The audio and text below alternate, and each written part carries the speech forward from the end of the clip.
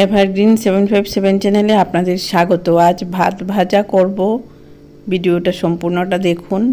এর জন্য আলু নিয়েছি, আলুটা গ্রেটার দিয়ে গ্রেট করে জলে রেখেছি, জল থেকে তুলে রেখেছি। কড়াই গরম করেছি, কড়াইতে রাইস ব্র্যান অয়েল দিয়ে দিচ্ছি। তেলটা গরম হবে, এই তেলে বাদাম ভাজা করব। চীনাবাদামটা ভালো করে ধুয়ে নিয়েছি, এগুলি এখন তেলের মধ্যে দিয়ে দিলাম।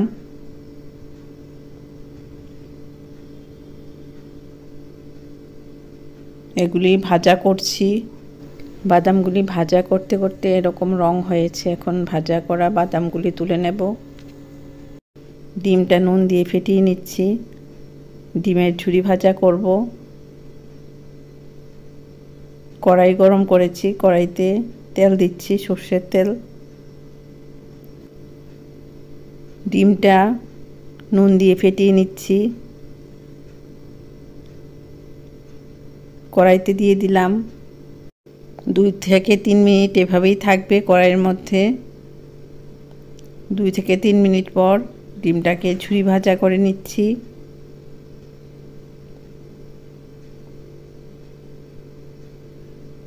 ডিমটাকে ছোট ছোট টুকরো করে নিচ্ছি। এখানে 3টি ডিম আছে, 3টি ডিম দিয়ে ঝুরি ভাজাটা করছি। পোলট্রি ডিম দিয়ে করছি, হাঁসের ডিম, মুরগির ডিম, যে কোনো ডিম দিয়ে করা যায়। ডিমটা ভাজা হয়ে গেছে, এরকম হয়েছে, এখন তুলে নিচ্ছি। কড়াই গরম করে কড়াইতে রাইস ব্র্যান অয়েল দিয়ে দিচ্ছি। 2 রকম তেল দিয়ে রান্নাটা করছি। এখন রাইস ব্র্যান অয়েল দিয়ে পেঁয়াজ কুচি দিয়ে দিচ্ছি। পেঁয়াজ ভাজা হওয়ার জন্য নুন দিচ্ছি। মনে রাখতে হবে পেঁয়াজে নুন দেওয়া হয়েছে অল্প পরিমাণে।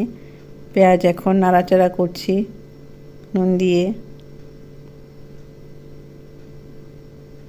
পেঁয়াজটা ভাজা হবে। আলুটাকে জল থেকে তুলে নিংড়ে নিচ্ছি, কড়াইতে দিয়ে দিচ্ছি পেঁয়াজ ভাজার মধ্যে। সবগুলি দিয়ে দেব, সবগুলি দিয়ে এরপর কাঁচা লঙ্কা কুচি দিয়ে দিলাম। নুন দিলাম পরিমাণ বুঝে, আলুর পরিমাণ অনুযায়ী নুনটা দিয়েছি। হলুদ দিয়ে দিচ্ছি আলুর পরিমাণ বুঝে। নুন হলুদ আলুর সাথে মিশিয়ে নিচ্ছি। এভাবে আলু ভাজা করে নিচ্ছি। আলুটা সুন্দরভাবে ভাজা হবে, কড়াই গরম করেছি, এর জন্য আলুটা ভালোভাবে ভাজা হবে। আলুটা ছড়িয়ে দিয়েছি। এভাবে ছড়িয়ে দিলে আলুটা তাড়াতাড়ি ভাজা হবে, তাড়াতাড়ি নরম হয়ে যাবে। ঢাকা দিয়ে ঢাকনাটা তুললাম কিছুক্ষণ পর। এভাবে ঘষে নিচ্ছি, ঘষে নেওয়াটা রান্নারই পার্ট, ঘষে নিলে রান্না ভালো হয়।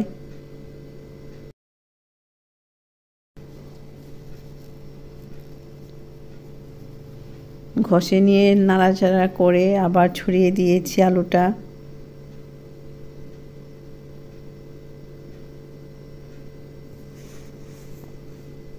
আলুটা মোটামুটি সেদ্ধ হয়ে গেছে, ভাজা ভাজাও হয়েছে। এখন ডিমের ঝুরি ভাজা যে করেছিলাম, ডিমের ঝুরি ভাজাটা আলুর মধ্যে দিয়ে দিলাম।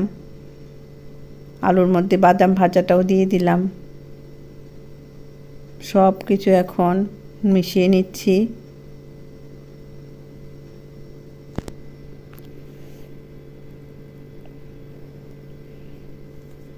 খুব সুন্দর একটা বাচ্চাদের পছন্দের রান্না তৈরি করছি।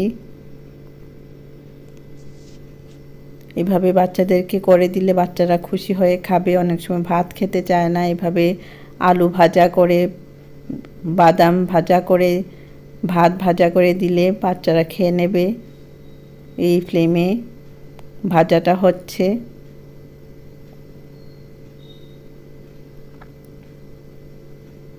এভাবে সহজেই করা যায় ভাজাটা। এভাবে এভারগ্রিন 757 চ্যানেলের পাশে থাকবে, ভালো ভালো রান্না দেখতে পারবে। এই যে এরকম হয়েছে, আস্তে আস্তে ভাজাটা হচ্ছে। সুন্দর ভাজা হয়ে গেছে, ঝরঝরে হয়ে ভাজা হয়েছে। এখন ঝরঝরে ভাত আলু ভাজার মধ্যে দিয়ে দিচ্ছি।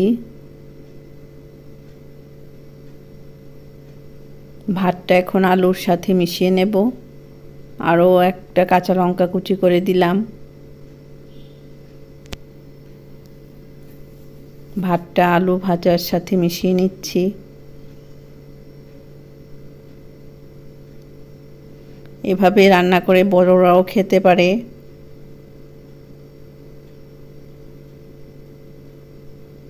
খুব দারুণ একটা রেসিপি তৈরি করেছি। এভাবে বন্ধুদের মধ্যে শেয়ার করবে রেসিপিটা, তাহলে উপকৃত হবে সবাই।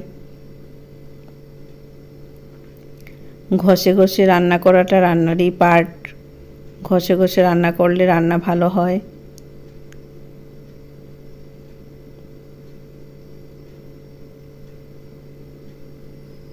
এভাবে ভাতটা মিশিয়ে নিলাম। এই যে এরকম হয়েছে মিশিয়ে নেওয়ার পর। এই যে দেখো এরকম হয়েছে, দারুণ লাগবে। এভাবে ভালো থাকো, সুস্থ থাকো। ধন্যবাদ।